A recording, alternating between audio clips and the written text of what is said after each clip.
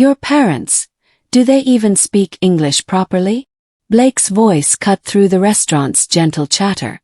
Laughter erupted from his side of the table. His colleagues, his friends, people I barely knew.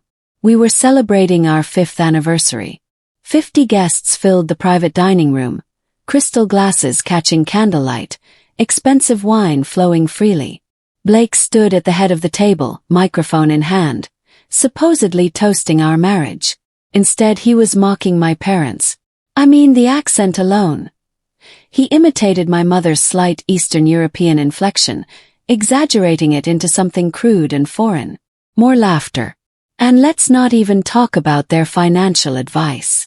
Save your money, Blake. Don't spend on fancy things. Like they'd know anything about success. My father sat 3 seats away. His face carved from stone. My mother's hand trembled around her wine glass. They'd flown across the country for this dinner. They'd dressed in their best clothes. They'd been so proud. He'd flooded my face. Shock collided with rage, both fighting for control. Around me, some guests shifted uncomfortably. Others laughed along, following Blake's lead. I sat frozen, unable to breathe, unable to move. Then I noticed something. Several guests weren't watching Blake. They were watching me. I forced my face into a smile. Felt like cracking glass, but I held it. Years of practice had taught me how to swallow humiliation and present composure. Blake finished his toast and sat down beside me, squeezing my hand under the table. To anyone watching, it looked like affection. I felt the pressure of his fingers. A warning, not comfort. "You okay?" he whispered, his voice dripping with false concern. I nodded, still smiling. "Fine." Around us, conversation resumed. People turned to their neighbors, relieved the awkward moment had passed. My parents sat silent, barely touching their food. Blake leaned closer.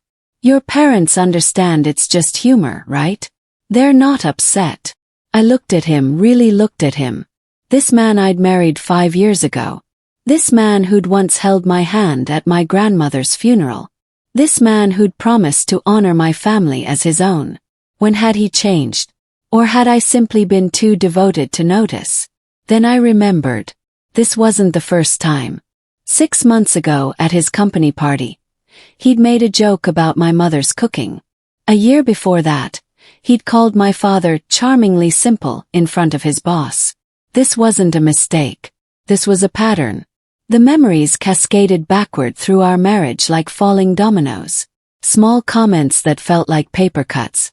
Jokes that weren't quite jokes. Corrections about how I spoke, dressed, acted around his people. 2 years ago, Blake had suggested we spend Thanksgiving with his family instead of mine. "Your parents won't mind," he'd said. "They're not big on holidays anyway." That wasn't true. My parents loved holidays. But I'd believed him because I wanted our marriage to work. The next year, he'd scheduled a work trip during my father's birthday. "Can't be helped," he'd explained. "This promotion is important for our future." Our future. Always framed as teamwork while he made every decision alone. Last Christmas, he'd rolled his eyes when my mother gave me her grandmother's necklace. "Sentimental stuff," he'd muttered later. "Doesn't she know we prefer modern jewelry?" As if I'd agreed. As if my opinion mattered. Each memory was small enough to dismiss alone. Together they formed a map of isolation. He'd been pulling me away from my family for years, so gradually I hadn't noticed the distance until it became a canyon. I remembered something else. 3 months ago I'd started documenting everything. Screenshots, voice recordings, dates and times. I'd known even then that someday I'd need proof. That night, after the guests left and Blake fell asleep, I went to my office. The house was silent except for the hum of my laptop powering on. I opened a folder buried deep in my files, protected by passwords Blake didn't know. Inside were months of documentation. Screenshots of text messages where he criticized my family to friends. Voice memos of conversations where he'd gaslight me about things he'd said. Photos of emails I'd found open on his computer. I'd started this folder on November 12th, 3 months before tonight's dinner. The date was no accident. That was the day I'd overheard him on the phone, telling someone I was too attached to my immigrant parents and needed to grow up and join the real world. He'd been in the garage. He hadn't known I was home. That conversation had opened my eyes to something I'd been avoiding for years. Blake didn't respect my family. He barely tolerated them. And somewhere along the way he'd decided they were beneath him. And by extension I was too. I scrolled through the folder now, my chest tight. Everything was here. Every insult. Every lie. Every moment of manipulation disguised as love. But something else was here too. Financial records. Bank statements. I'd been tracking those as well. The joint account we'd opened when we married showed regular deposits. My salary as a graphic designer. His income as a financial consultant. Standard expenses for mortgage, utilities, groceries. But over the past 6 months, I'd noticed irregularities. Small transfers to an account I didn't recognize. $200 here. $500 there. Amounts small enough to avoid suspicion but consistent enough to add up. I tracked every transfer, creating a spreadsheet. In 6 months, nearly $15,000 had moved from our joint account to this mystery account. When I'd asked Blake about it casually, he'd waved it off. Investment opportunities. High-yield stuff. Don't worry about it. But I did worry. Because those transfers happened right before weekends when Blake claimed to be at conferences or client meetings. Tonight, after his performance at dinner, I decided to dig deeper. I found the account number in an old email Blake had forgotten to delete. I traced it through our bank's online portal. Took 3 attempts and a password reset, but eventually I got in. The account was under Blake's name only. Inside was $43,000. My stomach dropped. I checked the transaction history. One transfer caught my eye. $5,000 sent 3 weeks ago to a name I didn't recognize. Vanessa Torres. I couldn't sleep. At 3 in the morning I was still at my computer, searching for Vanessa Torres. Social media made it easy. I found her profile within minutes. Mid-20s, beautiful, worked in marketing. Her photos showed expensive restaurants, luxury hotels, beach vacations. And in several photos from the past 6 months, I recognized locations. The conference in Miami Blake had attended in August. The client dinner in Chicago in September. The weekend team building retreat in Denver last month. Vanessa had been in all those cities. On the same dates. My hands shook as I scrolled further. Then I found it. A photo from 2 weeks ago. Vanessa at a rooftop bar, smiling at the camera. The caption read, "Amazing night with my favorite person Redheart." In the background, barely visible, was a man's hand on the table. On his wrist was a watch I'd given Blake for our 3rd anniversary. I clicked on Vanessa's tagged photos. There were dozens from the past year, many at events and locations Blake had claimed were work-related. But what made my blood run cold was something else. In her bio, her relationship status read, single. And in comments on her photos, friends asked about her mystery man, who she was always traveling with. Blake had been presenting himself as single. Living a double life where I didn't exist. Someone I knew had met this version of him. I was certain of it now. The next morning Blake was cheerful. Too cheerful. He hummed in the shower, made coffee, kissed my forehead like nothing had happened. "Great party last night," he said, scrolling through his phone. "Everyone had a wonderful time." I sipped my coffee, saying nothing. "Your parents left early though. Everything okay?" "They were tired," I said evenly. Blake nodded, already distracted by an email. "Oh, I meant to tell you. I'm moving some money around today. Investment opportunity one mentioned. Should be good returns." My pulse quickened. "How much?" $20,000. From the joint account. He said it casually like he was buying groceries. "That's a lot of money, Blake." He looked up, his smile tight. "It's our money. And I'm the one who understands investments. Trust me on this." Trust him. The man who just humiliated my parents in public. The man with a secret account and a secret life. I'd like to see the investment details first, I said calmly. His expression hardened. Madeline, I don't have time for this. The opportunity closes today. I need to move fast. Then wait until tomorrow. I said I don't have time. He stood up, grabbing his jacket. I'll handle it. Don't worry about it. He was out the door before I could respond. An hour later I checked our joint account online. $20,000 had been transferred. But not to an investment firm. To Blake's secret account. I sat at my desk, staring at the screen, anger building. He'd done it anyway. Without my consent. Without discussion. Then I remembered something. Last month, Blake had asked me to sign papers for a loan refinance on our house. Just a formality, he'd said. Better interest rates. I'd signed without reading carefully, trusting him to handle our finances. Now I pulled out those documents from our file cabinet. I read through them slowly, my legal knowledge limited but my suspicion sharp. This wasn't a refinance. It was a second mortgage. For $75,000. And my signature on the final page looked wrong. The loops were different. The pressure uneven. I pulled out other documents I'd signed over the years. Our mortgage, our taxes, various contracts. I compared signatures. The one on the second mortgage was a forgery. Blake had forged my name to take out a loan against our house. A loan I knew nothing about. A loan that put my name on legal documents without my knowledge.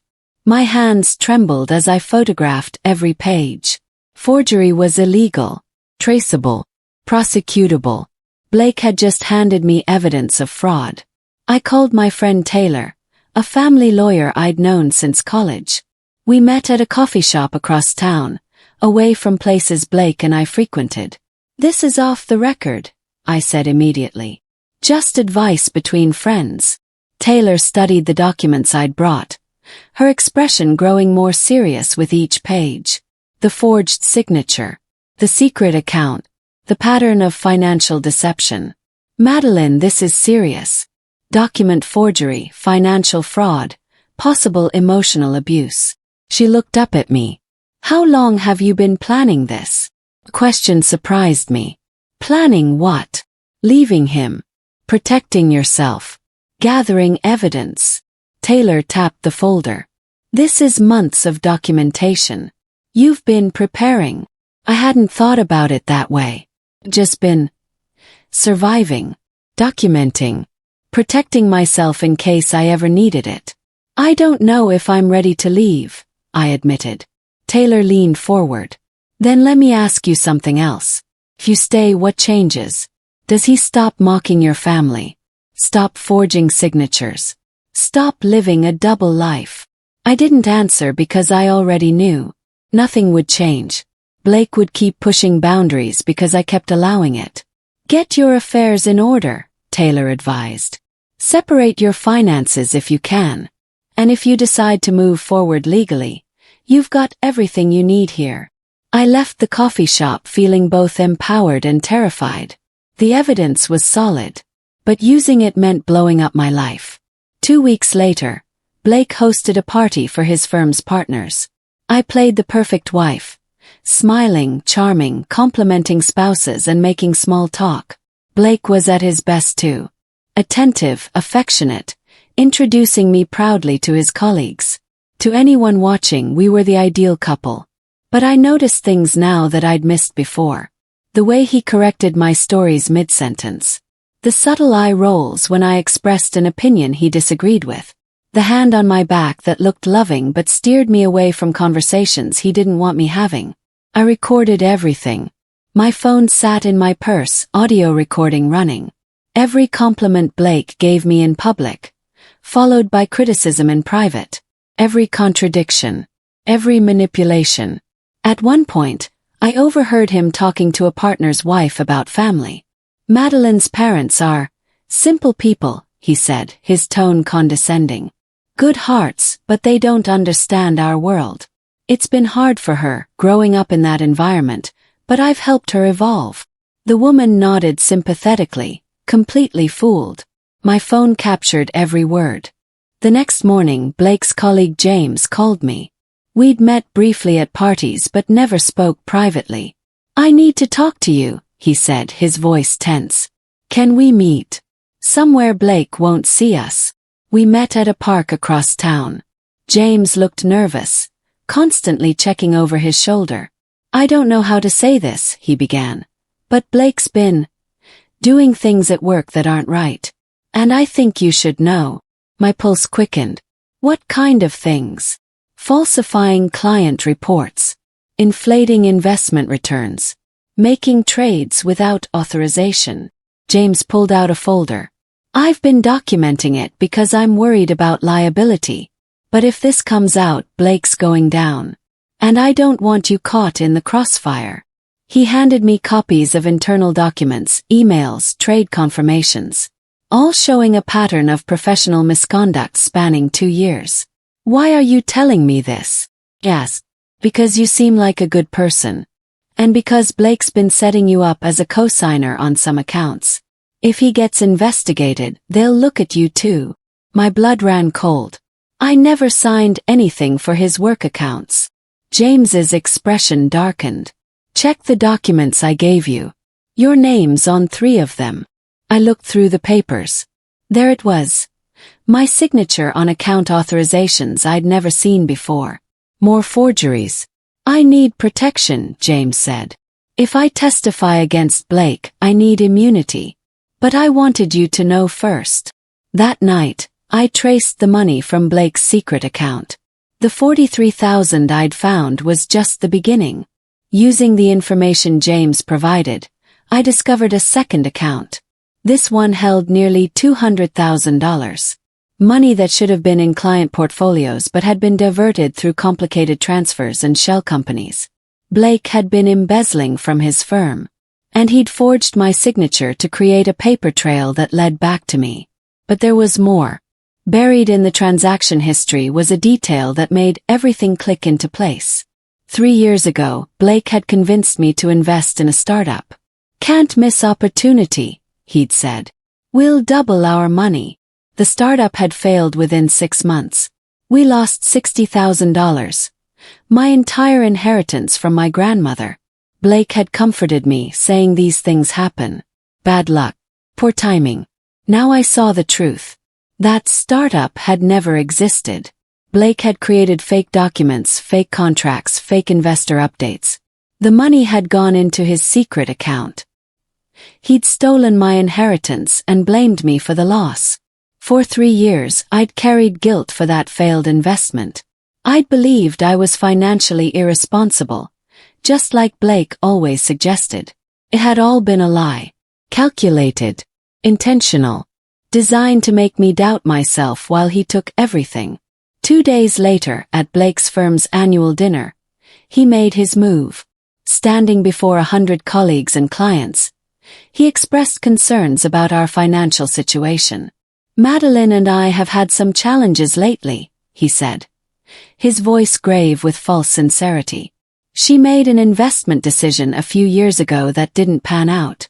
We lost quite a bit. And recently, I've noticed concerning patterns, impulsive purchases, emotional spending. I'm worried about her." Faces turned toward me, sympathetic and pitying. Blake continued, "I love my wife, but sometimes love means addressing difficult truths. She needs help managing finances. It's been hard, but I'm committed to supporting her through this." He painted me as unstable, irresponsible, someone who needed to be managed and controlled.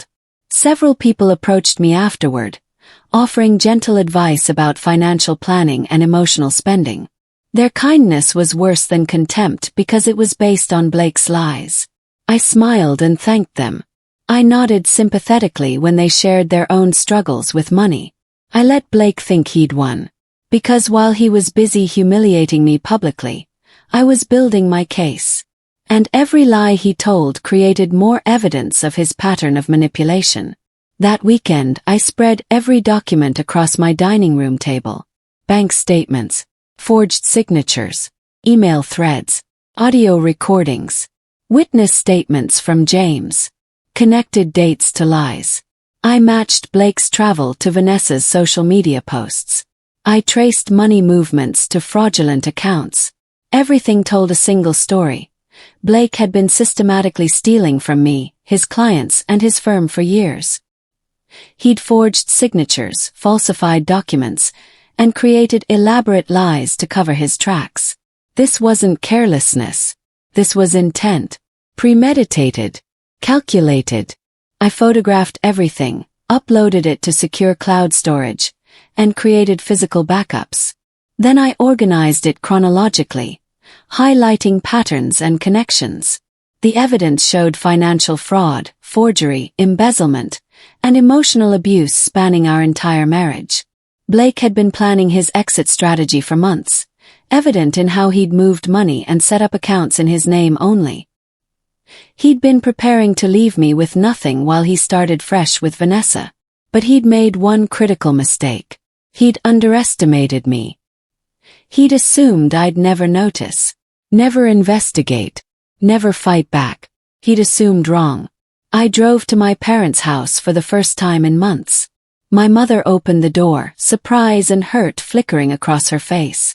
"Madeline," she said softly. "I'm sorry." The words tumbled out. "I'm so sorry for everything. For Blake. For the distance. For not seeing what was happening." My mother pulled me inside. My father appeared from the kitchen. His expression wary but hopeful. We sat in their living room, the room where I'd grown up, where I'd always felt safe. I told them everything. Blake's manipulation. The financial fraud. The double life.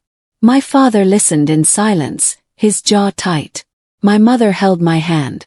When I finished, my mother spoke. "I need to tell you something. Something I heard years ago that I should have shared sooner." She took a breath. 2 years ago, I was at the grocery store. I saw Blake there with a young woman. They were laughing, standing very close. I thought it was strange, but I didn't want to cause problems. My chest tightened. "Why didn't you tell me?" "Because I wasn't sure what I'd seen. And because..." She looked down. "Because Blake had already started making you distant.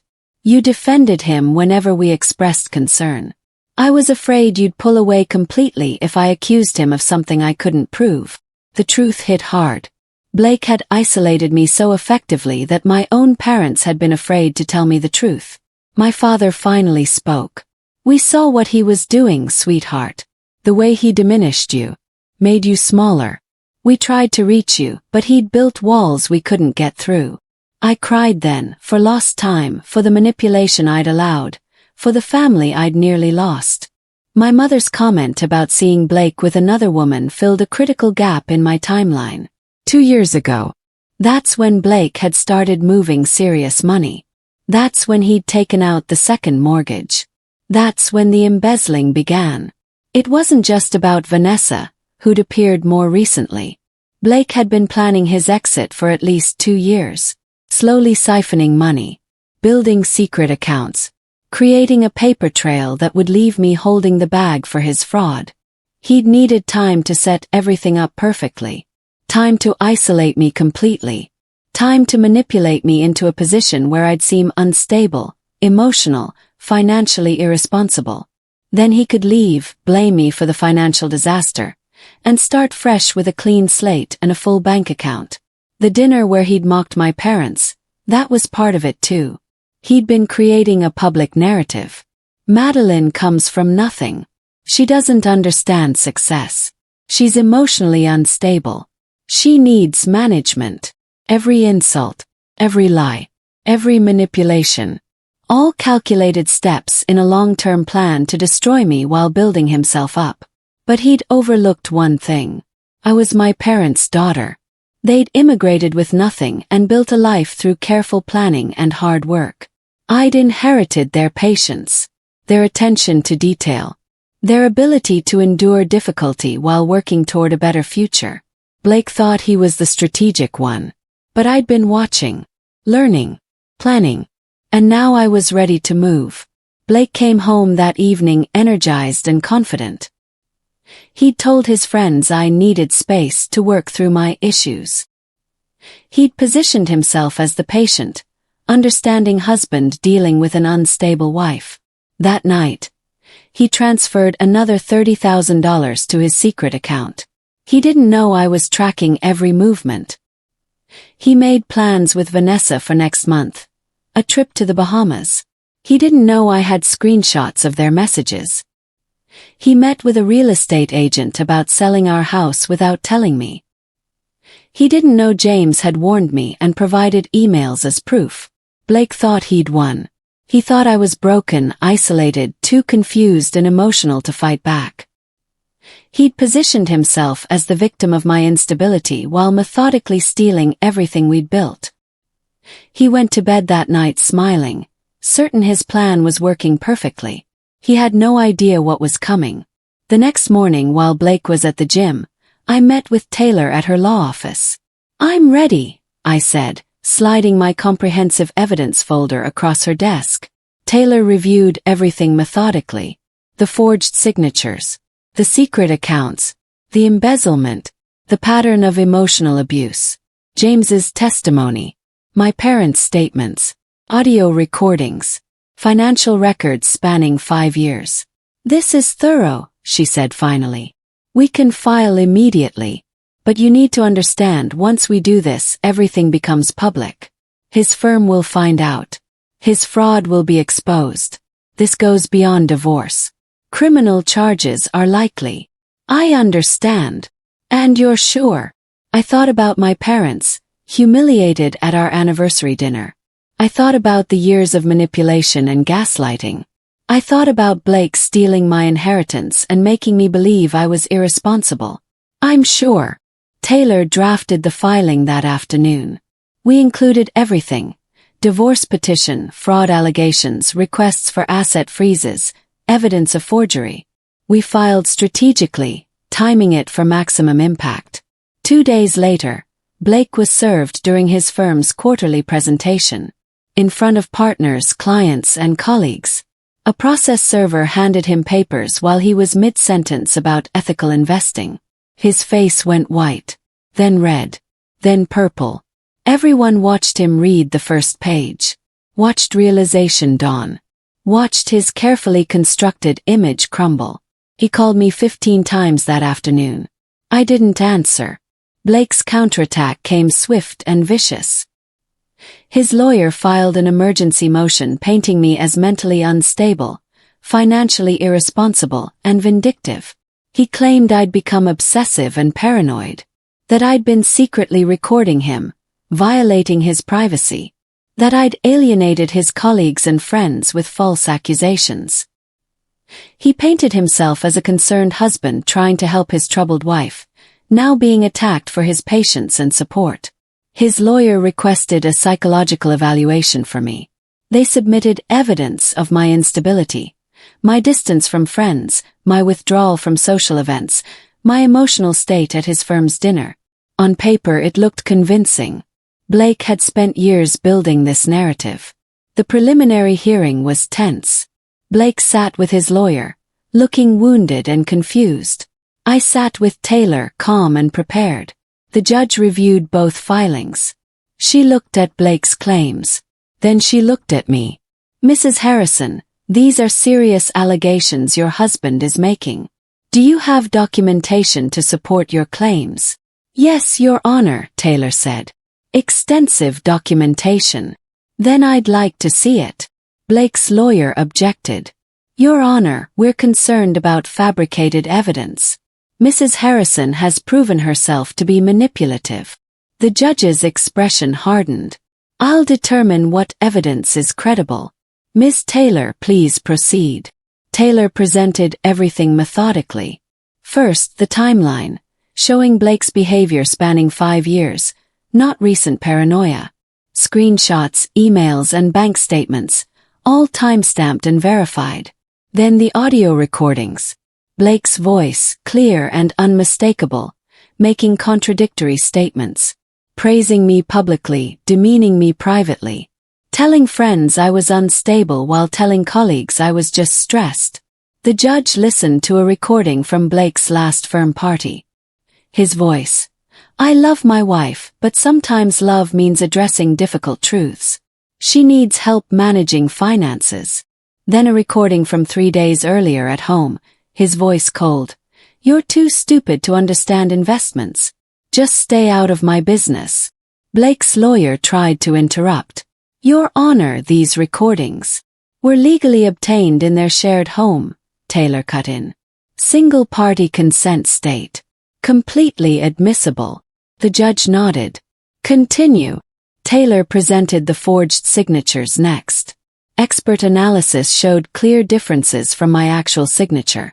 The forgeries appeared on documents I'd never seen. Mortgage papers, account authorizations, investment contracts. Blake had forged my name 17 times over 3 years. Finally, Taylor presented James's testimony. Financial fraud. Embezzlement. A pattern of professional misconduct designed to enrich Blake while implicating me. When she finished, the courtroom was silent. The judge looked at Blake. Do you have a response to these allegations? Blake's lawyer whispered urgently. Blake's face had gone gray. We'll need time to review this evidence, his lawyer finally said. The judge's expression was stern. I'm sure you will. 2 days later, an unexpected witness came forward. Vanessa Torres appeared with her own lawyer, requesting to testify. Blake's face went white when she entered the courtroom. Vanessa's testimony was devastating. She confirmed the affair starting 18 months ago. But more importantly, she testified about Blake's plans. He told me he was setting up his wife, Vanessa said, her voice shaking, making her look unstable and irresponsible. He said once the divorce went through, he'd have all the money and she'd have nothing. He called it the long game. Did he mention specific actions? Taylor asked. He bragged about forging her signature, about stealing her inheritance and making her think it was her fault. He said she was too naive to notice, too in love to question him. Blake's lawyer objected repeatedly, but Vanessa had evidence too. Text messages where Blake detailed his plans. Voice messages where he laughed about manipulating me. Why are you testifying? The judge asked. Vanessa's eyes filled with tears. Because I realize now what he did to her, he'll do to me. Or anyone else. He's not capable of love. He's only capable of using people. She looked at Blake, disgust on her face. I thought I was special. I thought we had something real. But I was just another tool in his plan. Blake stared at the table, unable to meet anyone's eyes. The courtroom was silent. Blake's carefully constructed image lay in ruins, destroyed by his own words and the testimony of someone he trusted completely. Within 48 hours, the financial consequences began. The judge ordered all accounts frozen pending investigation. Blake's secret accounts, our joint accounts, even the embezzled funds, everything locked down. Blake couldn't access the money he'd bragged about. Couldn't pay for the Bahamas trip with Vanessa. Couldn't continue financing his double life. His firm suspended him immediately. The internal investigation Taylor had helped initiate revealed the full extent of his embezzlement. Over $300,000 stolen from client accounts. Criminal charges were filed. Wire fraud, forgery, embezzlement, each carrying significant prison time. Blake's friends and colleagues distanced themselves. The people who'd laughed at his jokes about my family now saw him as a criminal. The partners who'd sympathized when he called me unstable now understood they'd been manipulated too. His professional reputation was destroyed. His personal life exposed. His careful plans unraveled. Everything he tried to take from me, credibility, financial security, family, came crashing down on him instead. I watched it happen with calm satisfaction. Not joy in his pain, but relief that justice was being served. Blake had spent years making me feel small, stupid, worthless. He'd tried to steal my past, present, and future. Instead, he'd lost everything. The final hearing came 6 weeks later. Blake looked haggard, defeated. His expensive suit couldn't hide the exhaustion and desperation. Taylor presented one last document, something I'd kept secret until this moment. "Your Honor," she said, "we'd like to submit this final piece of evidence." It was a prenuptial agreement from before our marriage. Blake had insisted on it, protecting his assets from my limited financial understanding. I'd signed it, hurt but trusting. Now I revealed what Blake had forgotten. Buried in that prenup was a clause. Any evidence of financial fraud or spousal deception voided the agreement's protections and entitled the wronged party to compensatory damages. Blake had written his own downfall into our marriage contract. The clause was specific. In cases of proven fraud, the offending party forfeited all marital assets and owed restitution based on the scale of deception. Taylor presented the calculation. 5 years of manipulation, $300,000 in embezzlement, $60,000 stolen inheritance, $200,000 in secret accounts. Total restitution, $560,000. Plus my separate assets, which Blake had no claim to. Plus the house, which would be sold with proceeds going to me. Plus legal fees. Blake would leave this marriage with nothing. Less than nothing, considering his criminal liability. The courtroom went silent. Blake's lawyer shuffled papers uselessly, finding no response. The judge reviewed the prenup, verified the clause, examined the evidence. Then she ruled. The judgment was swift and decisive. The marriage was dissolved. I retained all separate assets plus compensation for Blake's fraud and emotional abuse. The house would be sold, proceeds to me. Blake's frozen accounts would be liquidated to pay restitution. Criminal proceedings would continue separately. Blake faced federal charges for wire fraud and embezzlement. His lawyer was already negotiating a plea deal. The judge addressed Blake directly. "You spent years constructing an elaborate deception. You manipulated your wife, defrauded clients, and forged legal documents. You attempted to destroy someone's life to enrich your own. The consequences you face are the direct result of your calculated choices." Blake sat motionless, broken. I walked out of the courthouse with Taylor, feeling lighter than I had in years.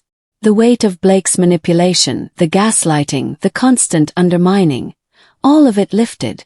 My parents waited outside. My mother hugged me fiercely. My father stood straight, pride in his eyes. "Your parents must be so proud," Blake had once mocked. He'd been right. They were. Not because I'd won a legal battle, but because I'd found the strength to fight for myself. To recognize manipulation. To refuse to be diminished. I'd reclaimed my voice, my worth, my future. Blake had tried to write my story as a tragedy. Instead, I'd turned it into a triumph. 6 months later, I stood in my new apartment. Smaller than the house Blake and I had shared, but entirely mine. Sunlight poured through windows I'd chosen, across floors I'd selected, illuminating art my parents had given me. I'd reconnected with friends Blake had driven away. I'd rebuilt my relationship with my parents, spending weekends with them, laughing over meals Blake would have mocked. My graphic design business was thriving. Freed from Blake's constant criticism, my creativity flourished. I'd landed 3 major clients and hired an assistant. The legal settlement had given me financial security. Blake's criminal case had resulted in a plea deal. 5 years in federal prison plus restitution. His professional life was destroyed. His reputation ruined. I felt no satisfaction in his suffering, only relief that he couldn't hurt anyone else. Vanessa had sent me a letter, apologizing and thanking me. She'd started therapy, working through how easily she'd been manipulated.